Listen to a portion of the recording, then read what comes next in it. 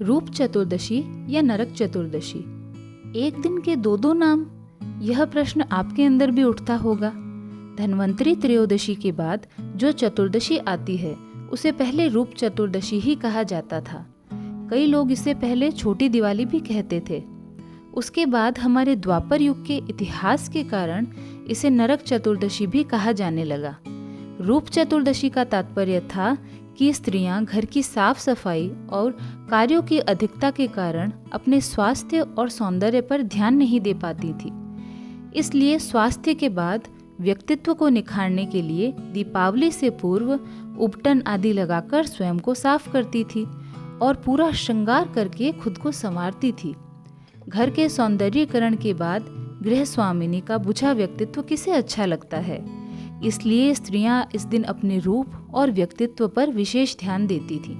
आज वे beauty parlour जैसी सुविधाओं का उपयोग करती हैं, किंतु आज के सौंदर्य प्रसाधन भी हमारी प्राचीन परंपरा की ओर लौट रहे हैं। फिर भी बाहरी रूप के साथ साथ भीतरी सौंदर्य भी आवश्यक है।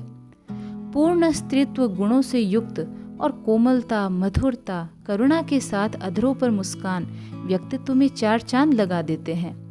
तभी स्त्री रूप सार्थक होता है। अब यदि हम नरक चतुर्दशी की बात करें तो यहाँ भी वही प्रतीक जुड़ते हैं।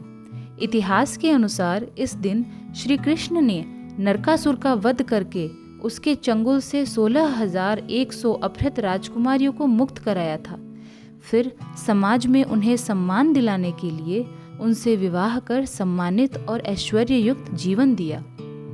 नरक का दूसरा नाम गंदगी, कूड़ा करकट आदि अशुद्धियां होती है। वहाँ कोई भी मनुष्य शांति और सुख से नहीं रह सकता। नरक और स्वर्ग दोनों ही हमारे भीतर हैं। अतः हम अपने भीतर की सकारात्मकता से स्वर्ग और नकारात्मकता से नरक निर्मित करते हैं।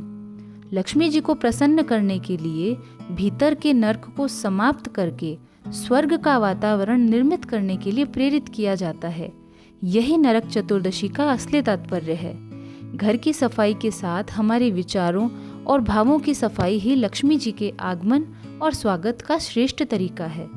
हमारी बात धैर्यपूर्वक सुनने के लिए आपका धन्यवाद। नमस्कार। फिर मिलते हैं चर्चा के नए विषय पर।